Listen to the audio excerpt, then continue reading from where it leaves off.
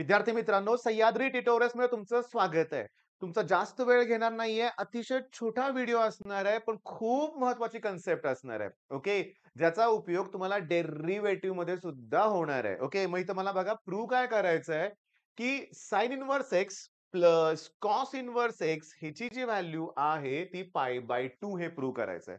हे सगळं तुम्ही नंतर बघा, पुस्तकात पण आहे. पण माझं काय म्हणणं आहे, पहिला महत्वाचा पॉइंट की तुम्ही साइन इन्व्हर्स एक्स ला थीटा म्हणा. ओके. काय म्हणा तुम्ही? थीटा. मग याचा अर्थ एक्स म्हणजे साइन थीटा. कळलं ना? हे साइन इन्व्हर्स इकडे गेलं असं होणार आहे.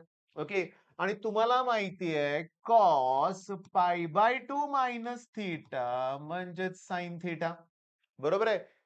अरे कंप्लीटली हे प्रूफच होणार आहे, लक्षात घ्या. पण हे प्रूफ एक्झाम मध्ये येईल का? आलेलं आहे म्हणून तर घेतलंय. बर, आता इथं याच्या पुढं काय करायचंय बघा, लक्ष द्या. याची व्हॅल्यू कोण आहे? एक्स आहे. आहे की नाही? म्हणजे मला असं मिळणार कॉस पाय/2 minus theta that equals to x आलं. हे कॉस तिकडे जाऊ दे, कॉस इन्व्हर्स होईल. म्हणजे काय येणार? Pi minus theta. अरे थीटा म्हणजे कोण आहे? Sine inverse x. हे कॉस इकडे कॉस आहे, तिकडे गेल्यावर काउंट होणार आहे, कॉस इन्व्हर्स होणार ना, मायनसचं प्लस. झालं की प्रूफ. मग तुम्ही जरा डिटेलमध्ये तुम्हाला लिहावं लागणार आहे, हे लक्षात घ्या बरं का. तुम्हाला डिटेलमध्ये लिहावं लागेल. म्हणजे काय? पहिली गोष्ट बेसिक कळालं का? हे जर तुमच्या लक्षात आलं, साइन इन्व्हर्सला थीटा माना, एक्स व्हॅल्यू साइन थीटा ही बेसिक प्रॉपर्टी वापरा. पण तुम्ही लिहिताना कसं लिहा?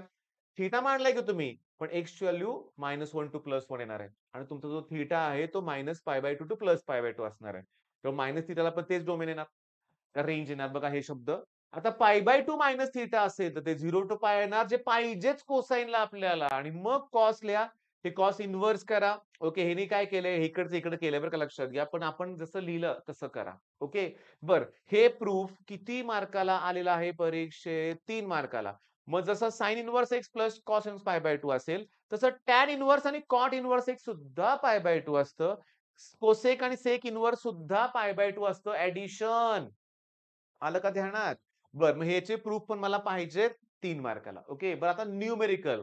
शांतपणे बघा. इथं साइन इन्व्हर्स जो तुमचा एक्स आहे, कॉस इन्व्हर्स तोच आहे. याची व्हॅल्यू π/2 येणार आणि साइन π/2 ची व्हॅल्यू 1 येणार. हे एमसीक्यू येऊ शकते 2 मार्काला. त्याच्यानंतर आता शांतपणे लक्ष द्या. हे जरा इम्पोर्टंट आहे बरं का, समजून घ्या. लेट हे हा आकडा आणि हा आकडा वेगळा आहे. लेट मी काय करतोय, की कॉस इन्व्हर्स 3/5 ला थीटा म्हणतो. हा टाइपच वेगळा आहे बरं का, थोडक्यात. थोडासा वेगळा आहे.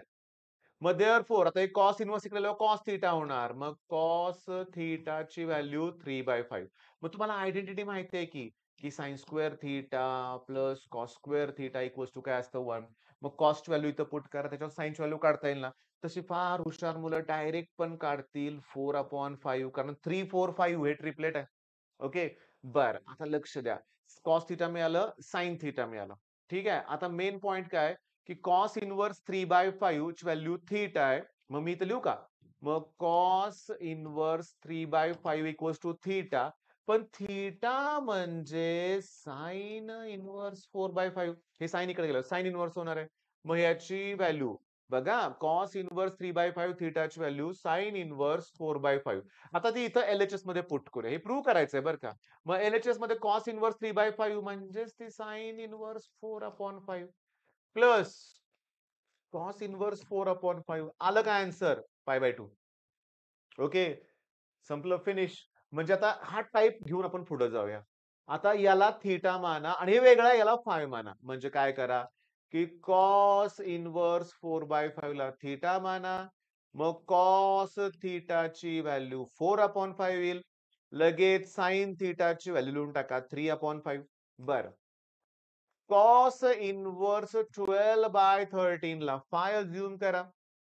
मग कॉस फाय ची व्हॅल्यू 12/13. मग साइन फाय ची व्हॅल्यू 5/13. डायरेक्ट येत नाही. तुम्ही sine square phi plus cos square phi equals to 1 identity use करा. आता साइन कॉस मिळालं. इथं कोण विचारलंय? Cos inverse. मग सरळ सरळ मी तुम्हाला सांगतो, तुम्ही कॉस ए प्लस बी चा फॉर्म्युला वापरा. Theta plus phi. त्यांनी वापरलाय बघा. Cos cos, sine. सगळ्या व्हॅल्यू काढल्यात. मग 12/13 इंटू 5/13 मायनस नाही कॉस कॉस ना. 12/13 into 4/5 minus 3/5 into 5/13. Okay, solve करा, आन्सर मिळेल. ओके, हे प्रॉब्लेम 4 मार्काला येतायत, आले तर अतिशय सोपं आहे. आयडेंटिटी यूज करायचे. बघा हे 2 लक्षात आलं? सेम हा प्रॉब्लेम आहे. फक्त इथं साइन इन्व्हर्स म्हणलंय. मी काय करणार? तुम्ही सॉल्व्ह करणार आहे, की साइन इन्व्हर्स 3/5 ला थीटा माना. मग साइन थीटाची व्हॅल्यू 3/5 येणार. बघा त्याच व्हॅल्यू आहेत. मग कॉस ची व्हॅल्यू 4/5 येणार. याला फाय अझ्युम करा. मग कॉस, अरे आकडे पण तेच आहेत रे. 12/13 ला फाय अझ्युम करा. मग कॉस फाय इक्वल्स टू 12/13. मग साइन फाय इक्वल्स टू 5/13. एकदा सगळ्या व्हॅल्यू मिळाल्या. इथे साइन आहे ना, मग तुम्ही साइन ए प्लस बी चा फॉर्म्युला वापरा. तो काय सांगा? Sign A cos B plus cos A sine B. म्हणजे साइन ए, बघा कॉस, इथं इथं फाय मांडलाय आपण, की नाही? Sine cos plus cos theta आणि साइन फाय टाका व्हॅल्यू. साइन थीटाची व्हॅल्यू आहे 3/5, कॉस फाय ची व्हॅल्यू आहे 12/13 प्लस कॉस थीटाची व्हॅल्यू आहे 4/5 आणि साइन फाय ची व्हॅल्यू आहे 5/13. मग इथं 36/65 येतंय, इथं 20/65 येतंय. ओके, मग आलं का 56/65? पण ही व्हॅल्यू कोणाची आहे? कुणाची? साइन ह्याची. बघा मी सांगतो ते समजून घ्या. Sine theta plus five. इकडं साइन गेल्यावर साइन इन्व्हर्स होणार. मग थीटा उरलाय म्हणजे साइन इन्व्हर्स 3/5. फाय उरलंय म्हणजेच कॉस इन्व्हर्स 12/3. झालं की 4 मार्क हातलेत. आता मला असं वाटतंय तुम्हाला हे जमतंय. जमतंय तर करा ना. याला थीटा माना, याला फाय माना. साइन थीटाची व्हॅल्यू 4/5 येणार. तर कॉस थीटाची व्हॅल्यू 3/5 येणार. कॉस 5 ची व्हॅल्यू 12/13.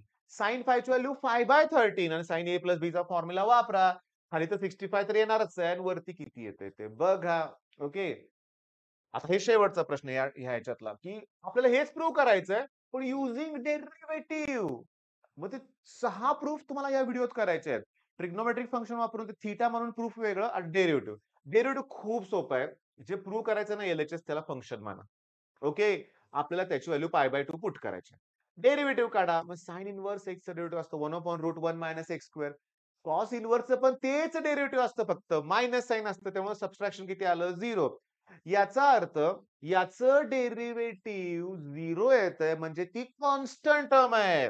ओके, म्हणजे ती कॉन्स्टंट असणार आहे आणि आपण आपल्या कन्व्हिनियंटसाठी स्वतःहून म्हणतोय, आपण दिलेल्या फंक्शन मध्ये एक्स ची व्हॅल्यू 0 पुट करूया. 0, 0, 0. मग F of 0 equal to sine 0 ची व्हॅल्यू 0, पण कॉस इन्व्हर्स 0 ची व्हॅल्यू π/2. मग आलं का π/2? मग तुमचा तो कॉन्स्टंट मिळाला तुम्हाला π/2, हेन्स द प्रूफ. मग तुम्ही डेरिव्हेटिव्हचा वापर पण करा आणि ह्याचा करा. मग आता तुम्हाला पट सांगतो, की पहिला जो प्रूफ आहे, त्यात तुम्हाला काय सुरुवात करायची आहे ह्याच्यापासून. ओके, आणि साधं कन्व्हर्जनचा फॉर्म्युला तो.